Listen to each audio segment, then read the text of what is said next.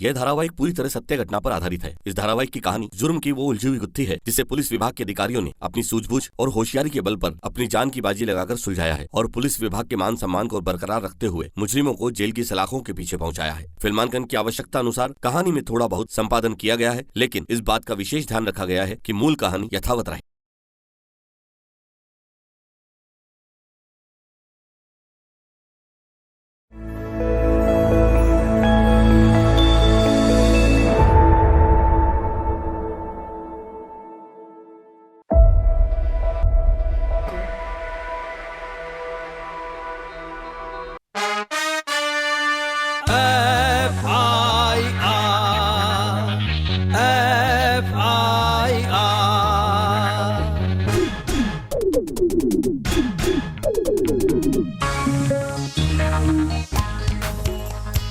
जुर्म हुआ है, किसने किया है?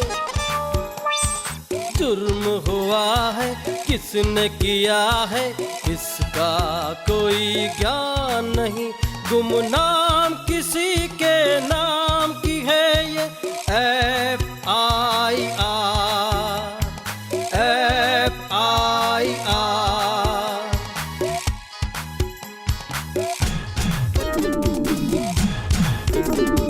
भेद खुलेंगे अब सारे मुजरिम सामने आएंगे, कानून के लंबे हाथों से अब ना वो बच पाएंगे।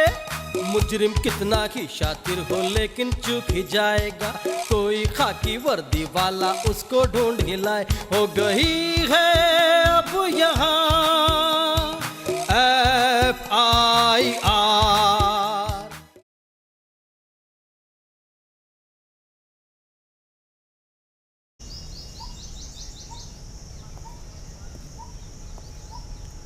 क्रिश्चियनगंज थाना अजमेर से युवा इंस्पेक्टर को सूचना मिली कि पास की पॉश कॉलोनी में एक वृद्ध दंपत्ति के साथ लूट की वारदात हुई है।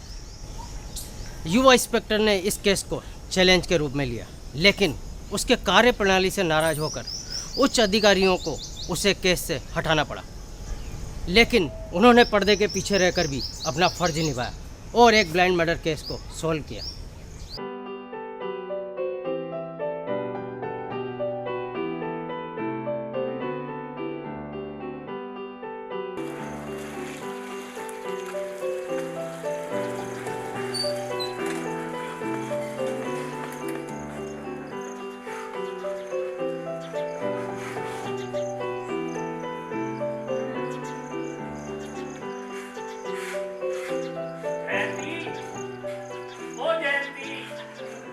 दरवाजा खोलो भाई। अंकल। हाँ बेटा। नमस्ते अंकल। नमस्ते नमस्ते बेटा। लगता है सत्संग से आ रहे हैं आप। हाँ बेटा, सत्संग से आ रहा हूँ। आंटी जी दिखाई नहीं दे रही है। बेटा आज तेरी आंटी की तबीयत ठीक नहीं तो मैं अकेला ही सत्संग चला गया था। अच्छा अच्छा। पता नहीं तेरी आंटी दरवाजा क्यों नहीं खोल रही। एक मिनट रुकिए, मैं आके देखता हूँ। हाँ देखो बेटा।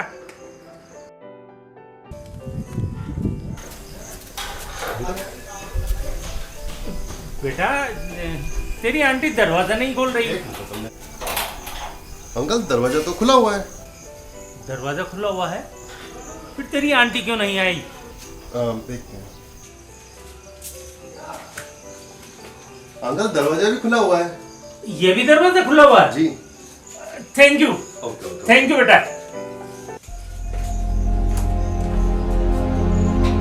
विजय। अंकल। बेटा आओ तो, देखो क्या हो गया।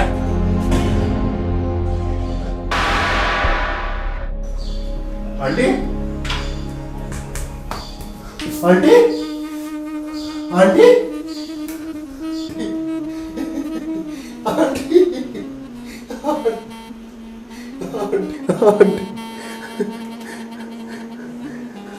हेलो। क्रिश्चियनगंज थाना क्षेत्र मेरे अधीन ही था। एक दिन थाने से और कंट्रोल रूम से इतला प्राप्त हुई, क्रिश्चियनगंज थाना क्षेत्र में एक पॉश कॉलोनी में एक महिला की हत्या की गई है और हत्या लूट के इरादे से की गई है।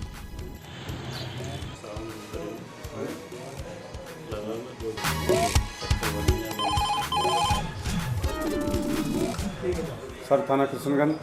Hello police station. सर मैं विजय शर्मा बात कर रहा हूँ।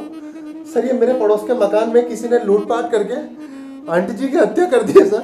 क्या? ठीक है सर, थाना किशनगंज में लूटपाट और हत्या हुई है। फौरन जाब्ता रवाना करें सर।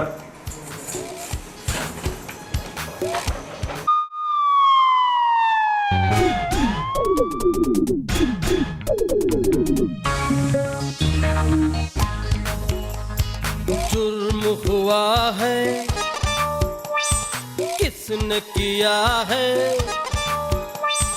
जुर्म हुआ है, किसने किया है? इसका कोई ज्ञान नहीं, गुमनाम किसी के नाम की है ये FIR।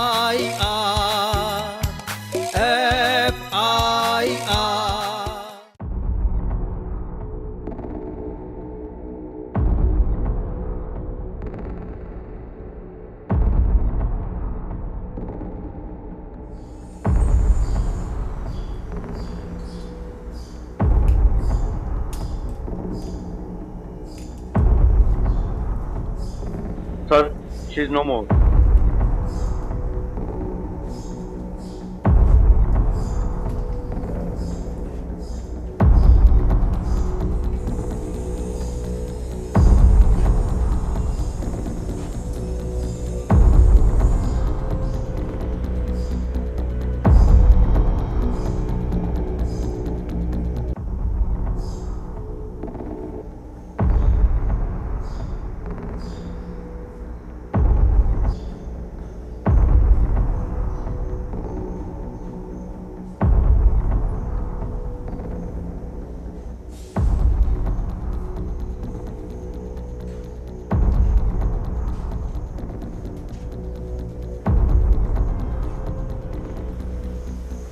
आप?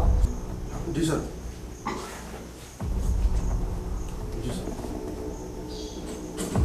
कौन कौन रहता है इसके अंदर? सर ये पदम अंकल है और ये आंटी जी, बस ये दोनों रहते हैं सर। और बच्चे कहाँ हैं इनके? सर इनके बच्चे नहीं हैं, बेटे औलाद है सर। अच्छा जी। और आप कहाँ रहते हो? क्या करते हो? सर ये जस्ट पास में रहता हूँ, पड़ोस वाला मकान में रहिए। मैं इनका पड़ोसी हूँ सर, और अपना छोटा मोटा बिजनेस है। जैन साहब। जी सर। सर जी सर, लूट और हत्या का मामला लग रहा है सर। जी जी सर। जी जी सर। सर फर्स्ट इन्वेस्टिगेशन से तो यही लग रहा है। जी नहीं नहीं नहीं सर, ऐसा नहीं। ठीक है सर। जी नहीं सर, बाकी मैं अपडेट देता रहूंगा सर आपको। जी ओके सर, हो जाएगा सर। ओके ठीक। शालिनी। जी सर। बॉडी को पोस्टमार्टम के लिए भेजो।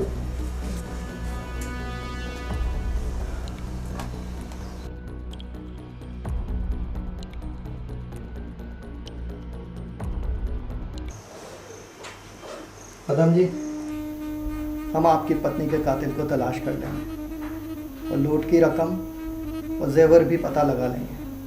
क्या करूंगा इंस्पेक्टर साहब, रकम और जेवर का, जब जेवर पहनने वाली ही नहीं रही।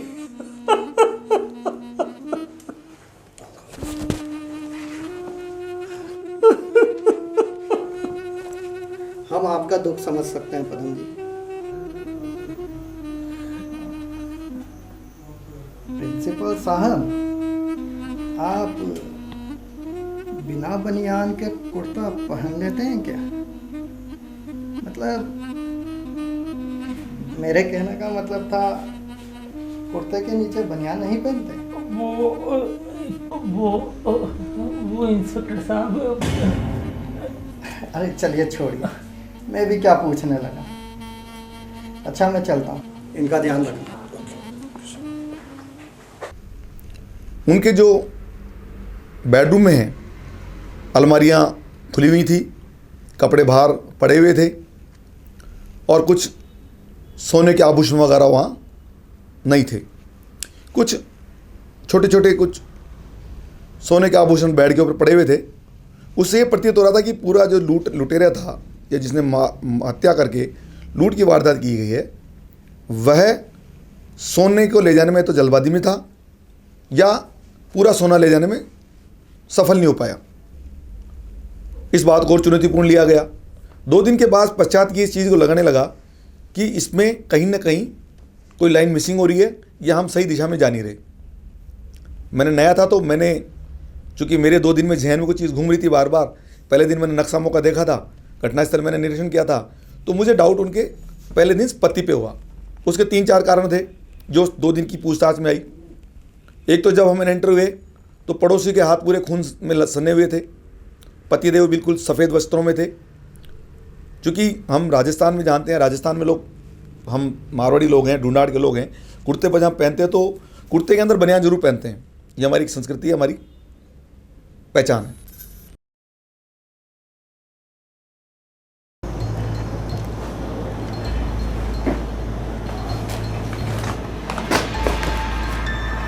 सर क्या सोच रहे हैं? हाँ, वो पदम जी का पड़ोसी, क्या नाम है उसका? सर विजय। हाँ विजय, बुलाया था ना उसको, आया नहीं क्या वो? सर वो तो काफ़ी देर का आया हुआ है। अच्छा बुलाओ उसको। पता नहीं क्यों शक की सुई उसी पर घूम रही है।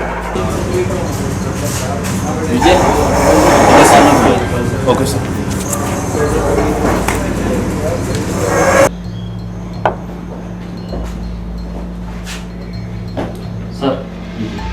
विजय जी सर। बैठो।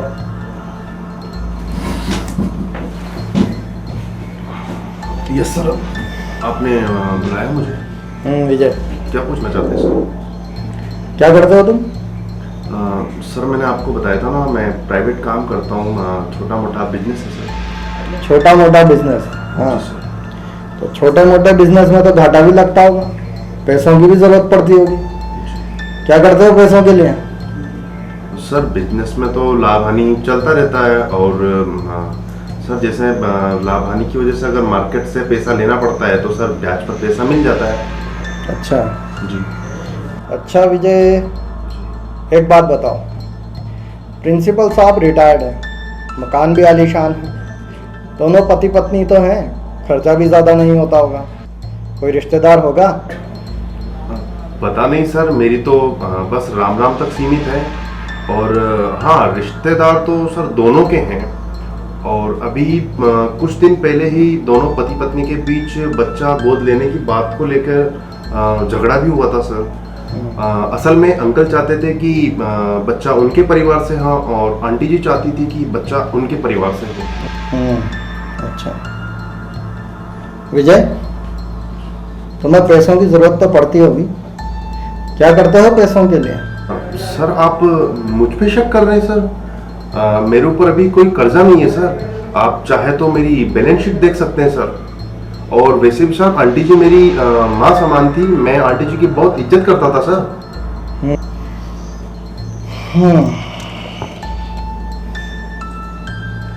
Thank you Vijay, sir it's a part of duty.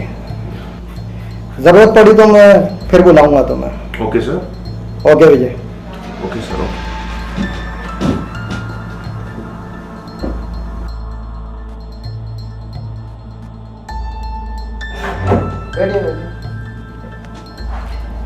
माफ कीजिएगा सर, मैंने आपको बुलाया,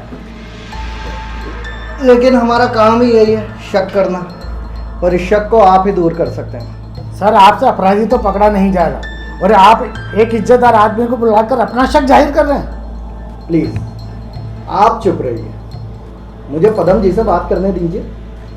हाँ तो प्रिंसिपल साहब, मैंने सुना है आप दोनों के बीच में बहुत झगड़े होते थे वारिस को लेकर।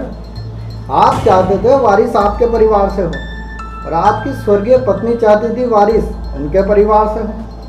क्यों? एम आई राइट सर?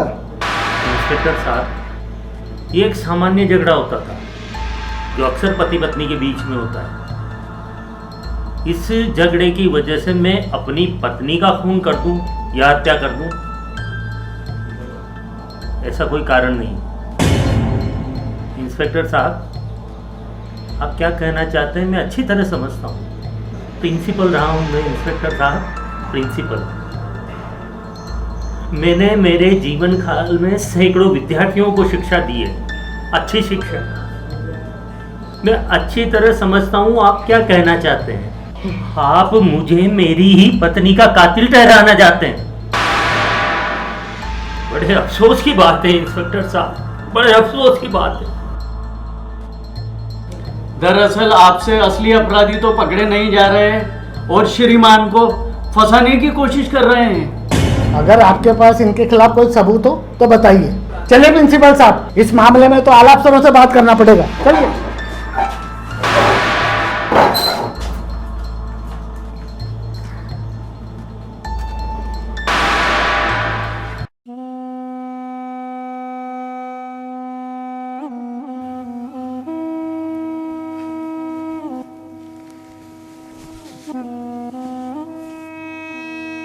भाभी जी के स्वर्गवास को 12 दिन हो गए, पर अभी तक खूनी का पता नहीं चला। क्या हमारे शहर की पुलिस सो रही है? अंकल जी, कोई दिन दहाड़े आता है, लूटपाट करता है और हत्या करके चला जाता है। अंधेर हो गया। पदम जी, आपके चुप रहने से कुछ नहीं होगा। मैं ही कल नेताजी के पास जाता हूँ, कोई ना कोई कदम उठाना ही पड़ेगा। देखिए रामचरण जी, जो होना था वो तो हो गया। अब हंगामा करने से क्या फायदा? हंगामा करने से मेरी जयंती तो वापस नहीं आएगी। कितने सरल स्वभाव के व्यक्ति है हमारे प्रिंसिपल साहब। हे प्रभु, अंकल को सब्र।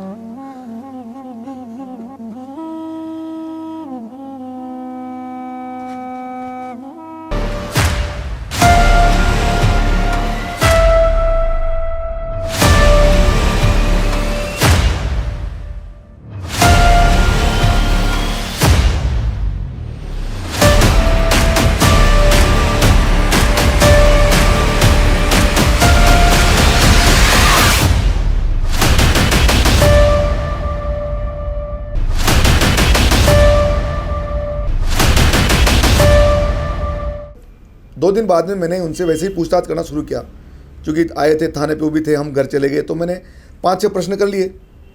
ये बात वहाँ उनके समाज के लोगों को और वहाँ के वरिष्ठ लोगों को अच्छी नहीं लगी, कुछ कॉलोनी अच्छी लगी, क्योंकि मैं नया था तो उनको लगा कि डिप्टी एसपी नया है, इसको अनुभव नहीं है, और इसको मेरी बातों से उनको ऐसा लगा कि मैं उनके पति पर शक कर रहा हूँ।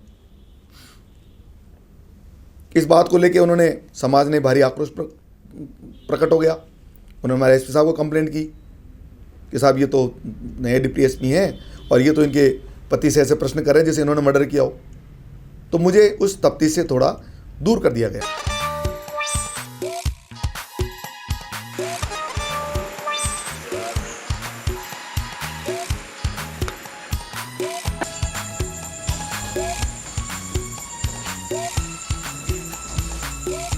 जय हिंद सर। जय हिंद। तुम अपने आप को समझते क्या हो? जिस व्यक्ति के घर में चोरी हुई है, मौत हुई है, उसी को दोषी ठहराने में लगे हो।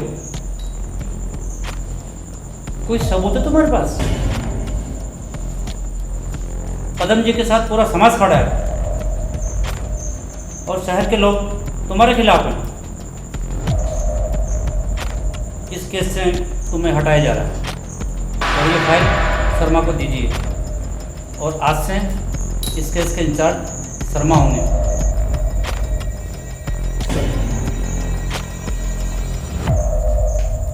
ये लीजिए फाइल। इस केस से रिलेटेड सारी डिटेल इस फाइल में है सर। सर, इस केस में मैं काफ़ी आगे निकल जा रहा हूँ सर। प्लीज़ अगर आप परमिशन दें। No, not at all.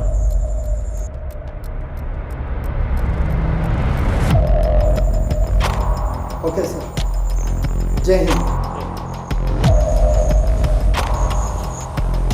Sharma ji, FIR लीजिए। इस केस का मुझे जल्द से जल्द रिजल्ट चाहिए। हमारे ऊपर समाज का, मीडिया का बहुत दबाव है। सर आप बिल्कुल भी चिंता न कीजिए, इस मामले को मैं जल्द से जल्द सुलझाने की कोशिश करूँगा। Good, best of luck.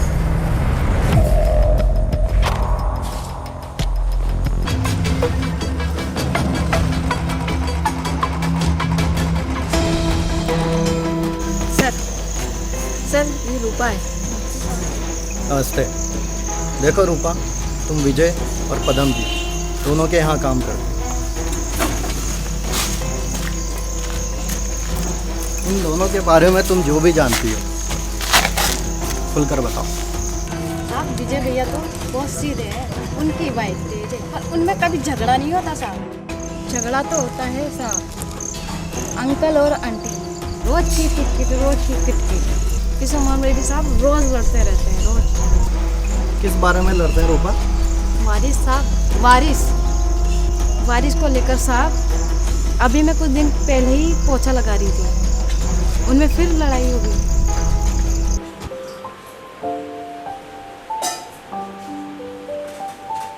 भगवान भी सबको सुखी नहीं रखता है। ये तेरी चाय, किसी के पास खाने को नहीं होता और किसी के पास खाने वाला नहीं होता। सही बोल रही हो जयंती, हमारे घर की भी यही स्थिति है।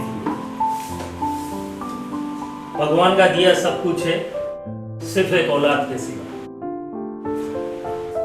सोचता हूँ अपने भाई का बच्चा गोद ले लूं।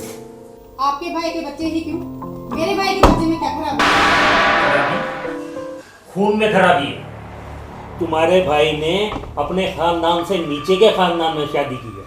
आप सोच समझ के बोला करो। जो मैं बोलता हूँ वो सही बोलता हूँ। तुम्हारे भाई का बच्चा तुम्हारे पीयर से होगा, जबकि मेरे भाई का बच्चा मेरे खानदान से होगा, मेरे वंश से होगा। और एक बात ध्यान रखो, जो मैंने कह दिया वो कह दिया। मेरे से फालतू बकवास करने की जरूरत नहीं, समझी? कहाँ जा रहे हो? मेरी बात सुनो। पता नहीं अपने आप को जाने क्या समझते हैं, हमेशा मेरे घर वालों की बुराई करते रहते हैं। इस घर के अंदर बच्चा आएगा ना तो वो मेरे परिवार का आएगा।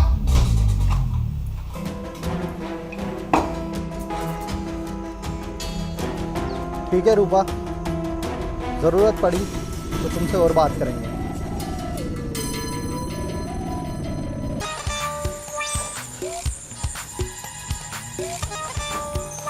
सर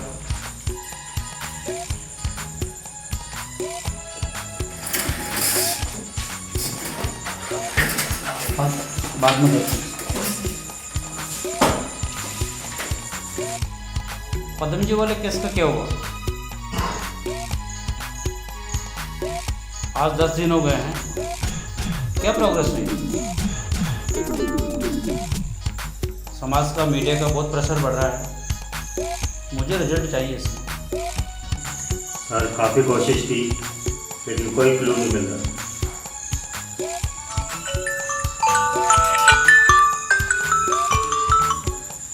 हेलो, हाँ भेज दीजिए, भेज दो। जय हिंद सर। जय हिंद, बैठिए। जी सर। बोलिए, क्या करना चाहते हैं? सर, पदम जी और विजय के यहाँ पर एक नौकरानी काम करती है। उस नौकरानी से मुझे महत्वपूर्ण जानकारी मिली है। सर मुझे उम्मीद है मैं बहुत जल्द कातिल को आपके सामने खड़ा कर दूँगा। सर प्लीज़ सर, मुझे ये केस सोल्व करने की परमिशन दीजिए प्लीज़ सर।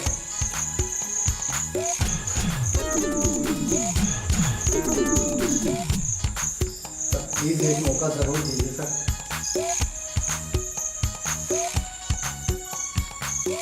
ठीक है,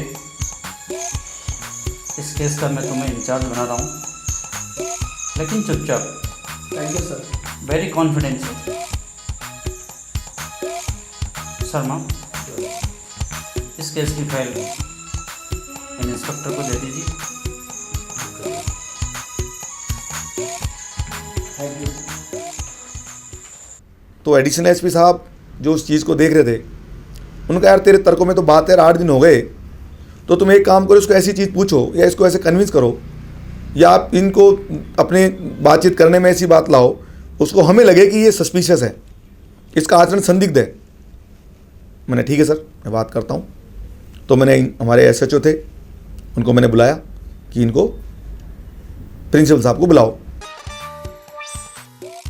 देखो प्रिंसिपल साहब, आप जानते हो और मैं भी जानता हूँ खून किसने किया है। आप जानते हैं खून किसने किया है? तो बताइए मुझे, मैं भी जानना चाहता हूँ खून किसने किया है। कातिल मेरे सामने बैठा है प्रिंसिपल साहब, खून आपने किया है। ये क्या कह रहे हैं इंस्पेक्टर साहब? आप जानते हैं किससे बात कर रहे हैं? ये मैं नहीं कह रहा हूँ, पूरा पुलिस डिपार्टमेंट कह रहा है। आपका पुलिस डिपार्टमेंट झूठा है। सारे सबूत मिल चुके हैं प्रिंसिपल साहब। वो रकम जो कभी खोई नहीं थी, वो जेवर जो आपने कहीं छुपा के रखे, और किस तरह से उनका सर फूटा था, सारे सबूत आपके खिलाफ हैं प्रिंसिपल साहब। सारे सबूत झूठे हैं। सारे सबूत पुलिस के द्वारा मुझे फंसाने के लिए बनाए गए हैं। आप समझ क्यों नहीं रहे हैं प्रिंसिपल साहब? आप एक इज्जतदार आदमी है प्रिंसिपल साहब। मैं जानता हूँ किन परिस्थितियों में आपसे ये गुनाह हो गया। देखिए, मैं आपकी बहुत इज्जत करता हूँ, इसीलिए तो मैं आपकी मदद करना चाहता हूँ। वरना सोचिए, मुझे इस केस से क्या मिलेगा? मुझे तो वैसे भी इस केस से हटा दिया गया है। सोचिए प्रिंसिपल साहब, सोचिए। आप सच कह रहे हैं इंस्पेक्टर साहब? आप मुझे बचा लेंगे ना? जाने अनजाने में ये गुनाह मुझसे ही हुआ। आप मुझे बचा लेना, आप मुझे बचा लो इंस्पेक्टर साहब। मैं इस उम्र में जेल नहीं जाना चाहता।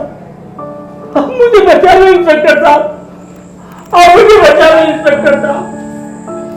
इसीलिए तो प्रिंसिपल साहब मैंने यहाँ आपको बुलाया है। बताइए, उस दिन क्या हुआ था? वो ऐसा हुआ,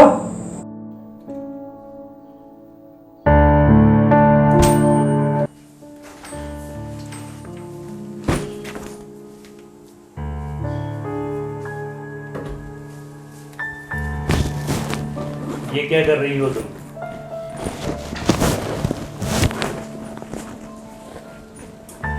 इस उम्र में कहाँ जाओगी? अपने भाई के घर, जो पहले ही मेरी दौलत पर आंखें गड़ाए बैठा है। क्यों बोलती क्यों नहीं? अब अगर मेरे भाई को एक शब्द भी बोला ना, तो मुझसे बुरा कोई नहीं होगा। क्या करोगी तुम? मारोगी मुझे? हाँ, मैं मारूंगी। मुझे मारोगी? हाँ, मारूंगी। तुम मुझे मारोगी? हाँ, मैं तुम्हें मारूंगी। हाँ। तुम मुझे मारोगी? हाँ, मारूंगी। हाँ। तुम मुझे मारोगी? तुम मुझे मारोगी?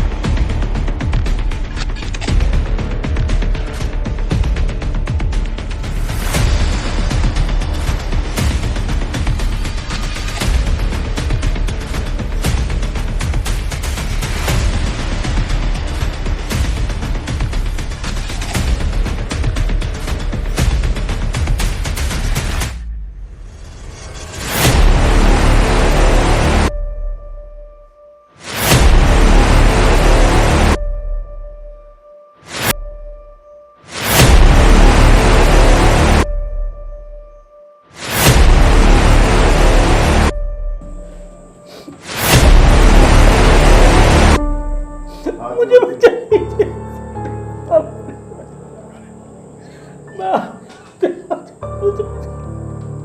पदम कुमार जी, आपके इकबाल जुर्म का रिकॉर्डिंग सभी आला अफसर देख चुके हैं।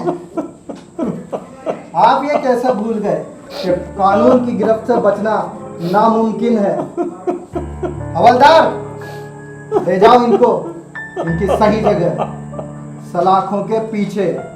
तो हम ये रहता है कि पति पत्नी में आजकल रिश्ते जो होते हैं या परिवार में किसी भी आदमी रिश्ते होते हैं कि रिश्तों में इस बात का ध्यान रखना चाहिए कि सामने वाला चीज़ को लेकर हर्ट नहीं हो और आपके रोज़ाना के व्यवहार से कभी ऐसी स्थिति नहीं हो जाए कि उसको ऐसे कदम उठाने पड़े जो कि समाज के लिए, राज्य के लिए, प्रदेश के लिए नुकसानदायक। उम्र के आखिरी पड़ाव में पति पत्नी को एक दूसरे की ज़्यादा ज़रूरत होती है। अर्धांगिनी पत्नी को इस नाम से इसी वजह से पुकारा जाता है कि वो पति का आधा अंग होती है। इस रिश्ते में एक दूसरे की इच्छाओं का सम्मान अनिवार्य है। ये बात हर पति पत्नी को ध्यान रखनी चाहिए। अगर संतान नहीं है तो किसी अनाथ बच्चे का जीवन भी आप संवार सकते हैं। आगे बढ़िए, किसी अनाथ बेसहारा का सहारा बनिए। ये तो एक पुण्य का कार्य है। इंसानियत का रिश्ता कई बार खून के रिश्ते से बढ़कर निकलता है। मैं जाहिद खान अगले हफ्ते आपसे फिर मिलूँगा एक नई FIR के साथ। तब तक के लिए जय हिंद।